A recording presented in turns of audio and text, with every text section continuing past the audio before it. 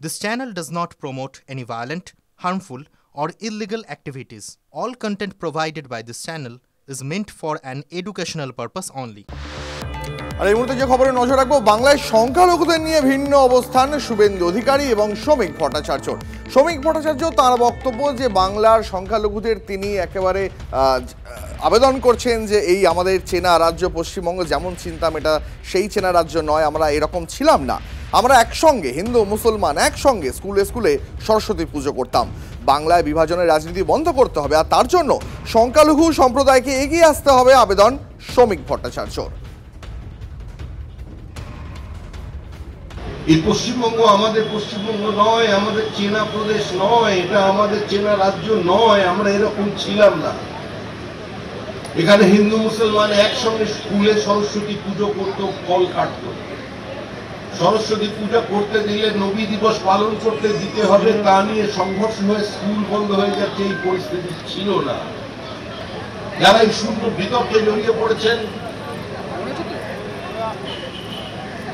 যেখানে বিভাজনের রাজনীতি চলছে, এই বিভাজনের রাজনীতিকে বন্ধ করতে হবে।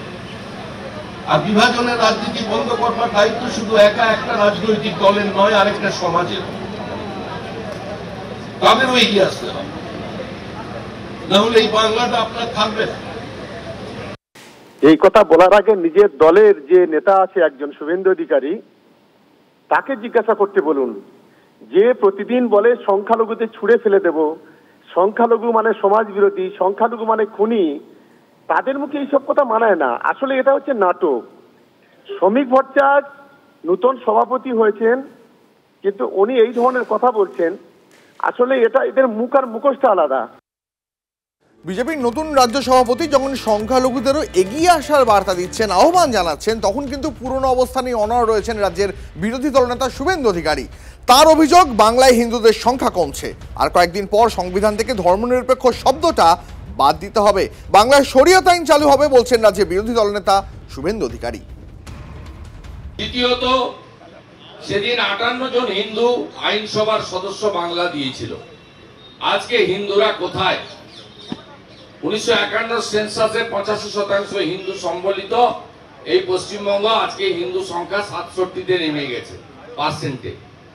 আর কিছুদিন তারপরে ভারতবর্ষের সংবিধান, ধর্ম নিরপেক্ষতা এইসব শব্দ থাকবে না, সারিয়া কানুনের আওতায় আমাদের আসতে হবে।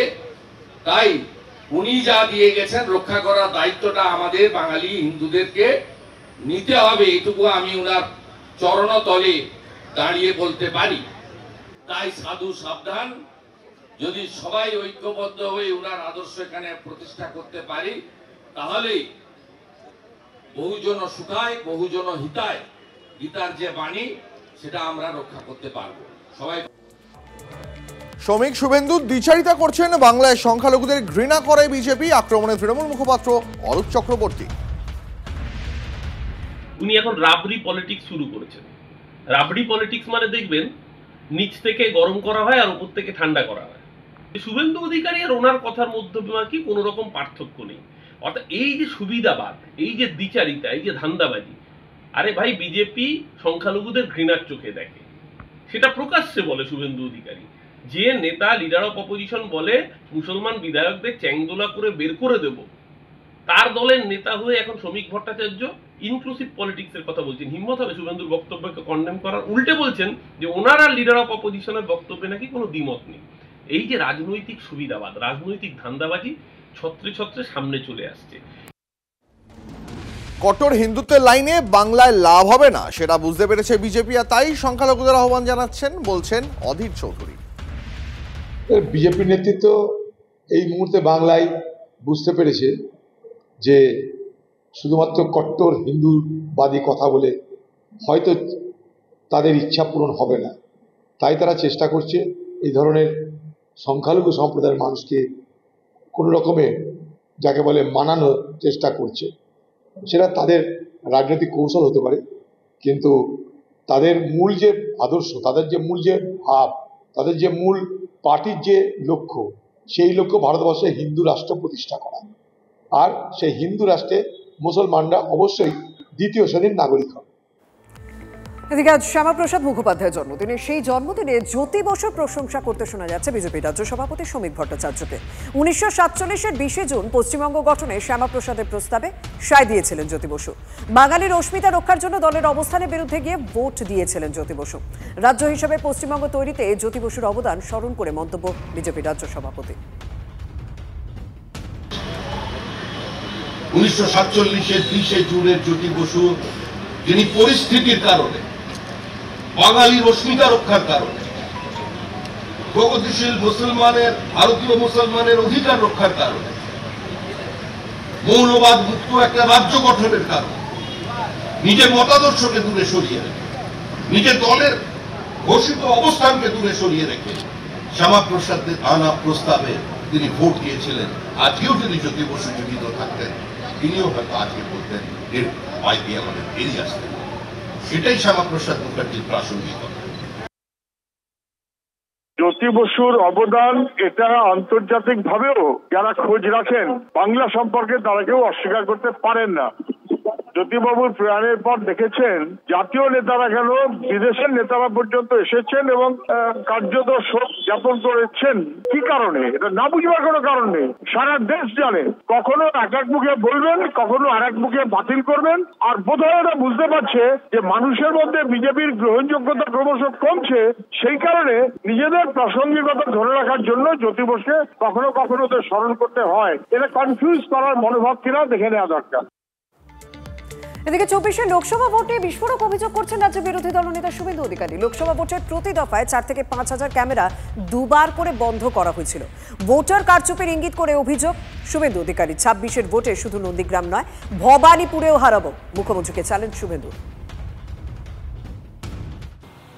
এবং আমার কাছে একটা তথ্য আছে, গত লোকসভা নির্বাচনে প্রত্যেকটা ফেজে 4-5 হাজার করে ক্যামেরা দুবার করে বন্ধ করা হয়েছিল। আমি সে তথ্য প্রকাশ করে দেবো আপনাদের কাছে, ঠিক সময় প্রকাশ করে দেবো।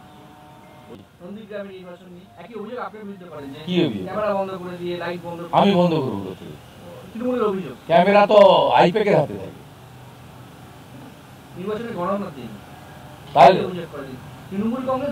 কবে অভিযোগ করেছিল? পঞ্চায়েত ভোটে হলো কেন? লোকসভা ভোটে 8,200 ভোটে অভিজিৎ গাঙ্গুলি এগোলো কেন? কতবার হারাবো? 21-এ হারিয়েছি, 23-এ হারিয়েছি, 24-এ হারিয়েছি, 21টা সমবায়ের ভোট হয়েছে, 17টাতে জিতেছি, আবার হারাবো। এটা তো শুধু নন্দীগ্রাম নয়, ভবানীপুরে হারাবো। উনাকে বলবো মেটিয়াপুরে পালাবেন না। তো বিজেপির নেতা শুভেন্দু অধিকারী বিজেপি নিযুক্ত নির্বাচন কমিশনারের বিরুদ্ধে গালমন্দ করছেন। ব্যাপারটা সাধারণ মানুষ নিশ্চয়ই কৌতূহলের সাথে বেশি করে মজার উদ্বেগ ঘটছে তাদের মনে এই ধরনের হাস্যকর রাজনীতি দেখে। আর শুভেন্দু অধিকারী হুঙ্কার দিয়েছেন পরের বার নাকি ভবানীপুর থেকে মমতা ব্যানার্জিকে হারাবেন। গতবার নন্দীগ্রামও আপনি জেতেননি। এএনআই পর্যন্ত টুইট করে দিয়েছিল মমতা ব্যানার্জি 1256 ভোটে জয়ী হয়েছেন। তারপরে 1.5 ঘন্টা লোডশেডিং হয়েছিল, কাউন্টিং এর রেজাল্ট বদলে গিয়েছিল। তো স্বাভাবিকভাবেই যে নির্বাচন নিজেই আপনি নন্দীগ্রামে হেঁটেছেন, আপনাকে বলবো যে ডায়লগ দিচ্ছেন দয়া করে পালাবেন না। হিম্মত থাকলে যদি এক বাপের বেটা হয়ে থাকেন, অবশ্য আপনার তো মুশকিল, মাঝে মাঝে আপনি মোদিজির বাচ্চা হয়ে যান, তাও বলছি যদি এক বাপের বেটা হয়ে থাকেন তাহলে অতি অবশ্যই ভবানীপুর থেকে প্রতিদ্বন্দ্বিতা করুন। কলকাতার মানুষ, ভবানীপুরের মানুষ, বাংলার মানুষ ভবানীপুরের মাটি থেকে 1 লাখ ভোটে হারানোর জন্য প্রস্তুত হয়ে রয়েছে। দয়া করে পালাবেন না শুভেন্দুবাবু। বিজেপিকে তো দিল্লিতে গিয়ে সব বাতলা করতে হবে, এখানে বলে লাভ কি?